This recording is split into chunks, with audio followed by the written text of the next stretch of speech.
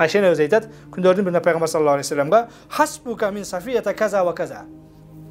Пайгамбарыбыздын Сафия деген аялы болгон, Айша деген аялы болгон, барыңыздар жакшы билесиздер. Мына ошол Сафия деген аялы жөнүндө сөз болуп кеткенде Айша энебиз кызганып кетип, койчу ошо Сафияңды дедим дейт. Каза ва каза колу менен ишара кылып, анын бою кичине, биз эме деп коебуз, годелек деп коебуз, жанакындай кыска деп коебуз, жарым карыш деп шылдыңдайбыз.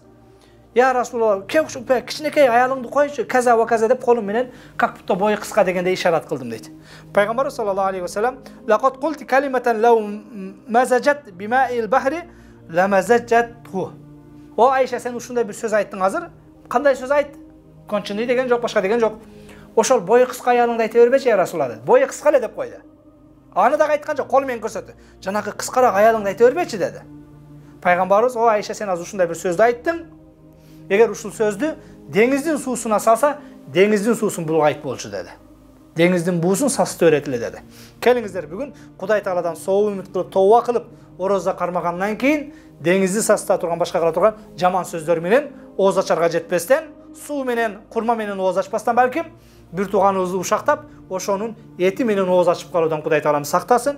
Чыныгы Кудай буйруган, пайгамбар көрсөткөн кабыл боло турган ибадаттарды Аллах Таалам баарыбызга насип кылып, ошондой ибадат менен орозону өткөргөндү насип этсин.